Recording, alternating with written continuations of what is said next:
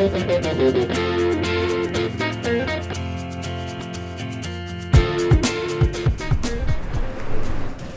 Ouais, mais c'est pas bon. Qu'est-ce que tu me racontes? Ah non, mais il faut mettre dans la poubelle jaune. Non mais arrête, t'abuses là, c'est bon, le point y est. Ah, si c'est comme ça, moi je joue pas. Attends-moi!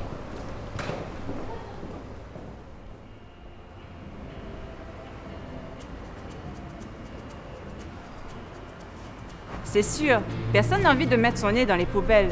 La gestion de nos déchets est d'une importance capitale, surtout sur notre petite île.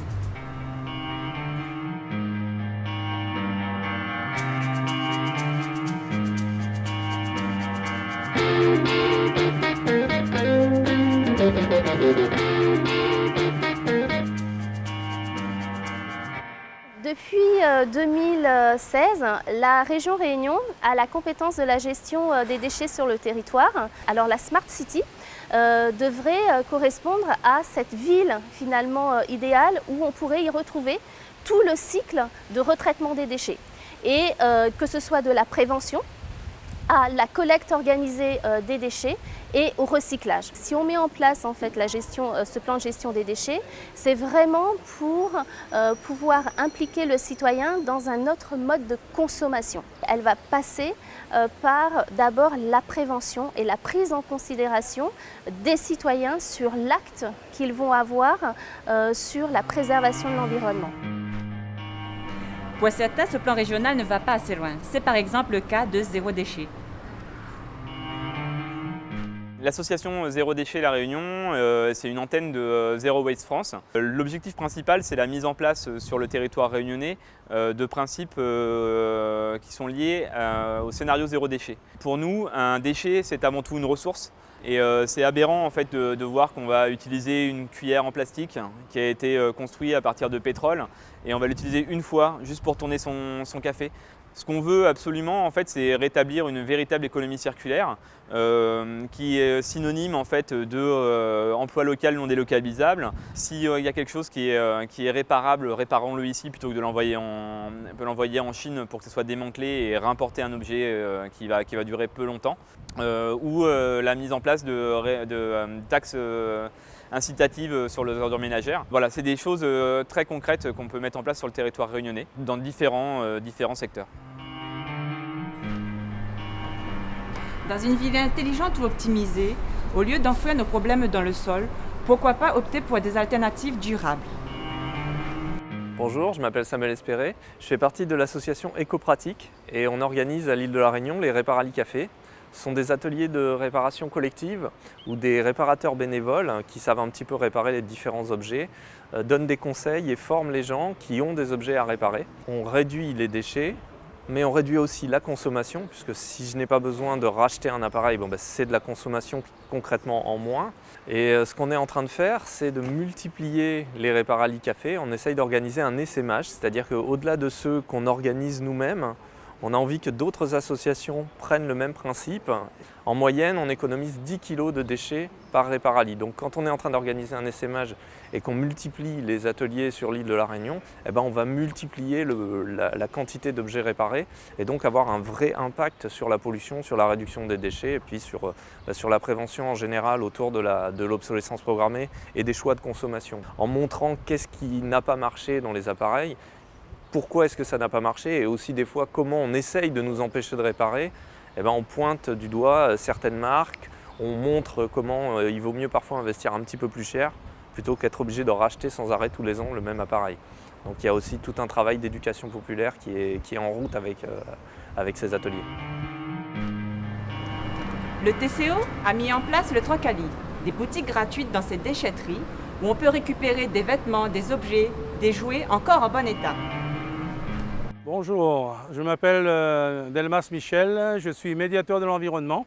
Mon métier, c'est d'accueillir les gens. Je suis agent dans le Trocali qui se trouve derrière nous là. C'est pour pouvoir inciter aux gens à venir emmener les déchets en déchetterie de manière que s'ils ont des trucs qui ne servent plus, ils sont plus utiles à leurs besoins. Donc l'air de jeter, de déposer dans les bennes inutiles. Donc il vient déposer ici en Trocali pour pouvoir éviter le nombre de déchets jetés dans les ravines quand vous venez en déchetterie. Donc vous avez des cadeaux en votre possession. Si vous emmenez directement chez moi, vous avez 10 articles de votre choix. Et si vous déposez carrément dans les bennes, vous avez 5 articles de votre choix. Donner main gauche et reprendre main droite. Voilà, notre but, c'est de valoriser un petit peu nos déchets de manière que les gens ne gaspillent plus, ils sont économie. On travaille toujours dans l'économie, car toujours avoir gratuitement, c'est toujours mieux d'avoir dépensé. La CINOR a comme objectif ambitieux, bien entendu, de réduire nos déchets et de sensibiliser nos usagers.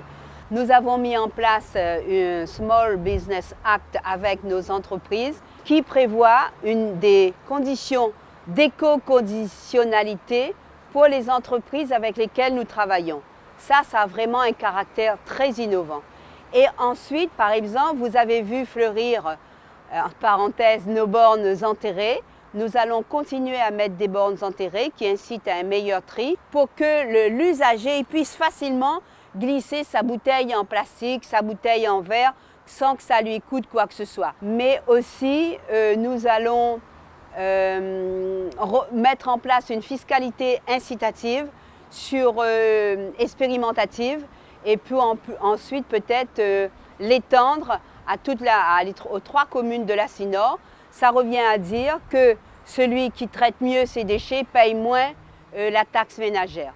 Notre philosophie, c'est être une intercommunalité de plus en plus éco-citoyenne avec des usagers éco-citoyens.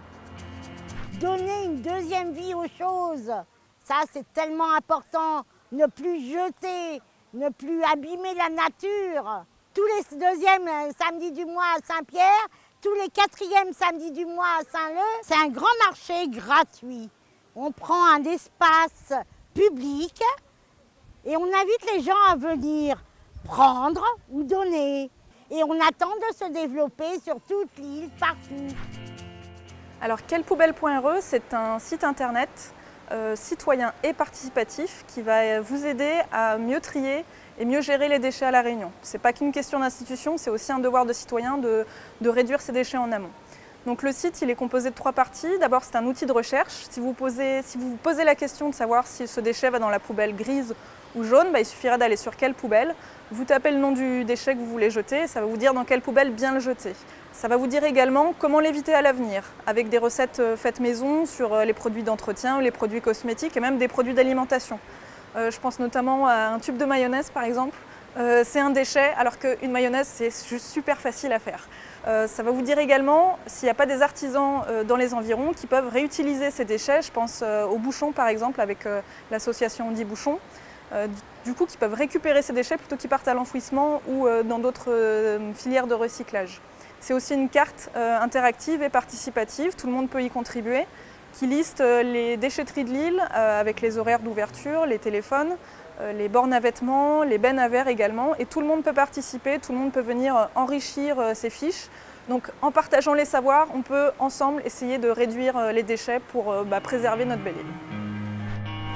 La clé est de réduire nos déchets par le recyclage et par la revalorisation. Certains de nos déchets pourraient devenir les matières premières de demain.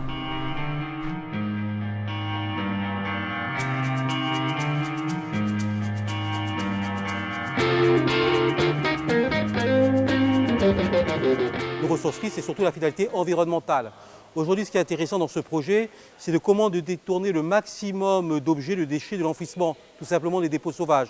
Donc aujourd'hui, on est dans l'économie circulaire, en proposant des collectes très courtes aux entreprises, aux particuliers dans le coin. En fait, c'est les déchets que vous avez produits sur le territoire, ils sont repris ici, ils sont remis en état, ils sont redistribués sur le territoire. Et tout ça, avant tout, sert de support à des actions d'insertion. Donc vous avez 20 personnes ici qui sont sur des contrats d'insertion, qui bénéficient d'un accompagnement et d'un suivi socio-professionnel, d'une formation qualifiante, mais en même temps qui donne une seconde vie aux déchets. À titre d'exemple, le mobilier, ce qu'on appelle les déchets ameublement. Aujourd'hui, lorsque vous allez dans une déchetterie, le déchet ameublement n'est pas recyclé, il part directement à l'enfouissement. L'intérêt de donner une ressourcerie, c'est-à-dire que au lieu d'être un déchet, il va être remis en état et redistribué à des prix très modiques aux personnes. Et à travers la revente des objets recyclés, c'est un moyen aussi de sensibiliser à les achats responsables. Citoyen, c'est-à-dire qu'aujourd'hui, une palette qui allait être jetée, elle est transformée en meuble. Vous avez très bien compris qu'au lieu d'acheter peut-être un meuble tout neuf, vous allez partir d'un déchet, vous avez rendu ça utile en fait en transformant ce déchet. Il y a donc deux finalités, environnementale et insertion. Et vous, en tant que citoyen, vous pouvez également agir pour une meilleure gestion des déchets, en triant bien évidemment, mais également en prenant soin de consommer autrement, en préférant les emballages recyclables ou sans emballage du tout. Le vrac est d'ailleurs en plein essor à La Réunion.